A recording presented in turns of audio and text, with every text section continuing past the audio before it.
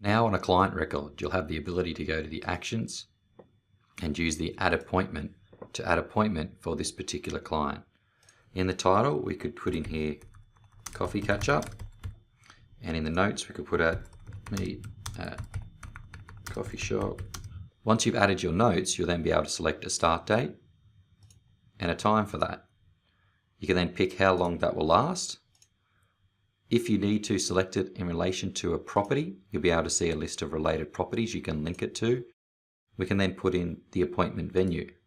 Once you've typed your venue, select that and hit the set appointment. This will now add this to your calendar, which you can access on the left-hand side of the screen in the calendar settings, and you'll be able to see that tomorrow on the 10th, you will have a coffee catch-up with your client Luke and Natalie Newton.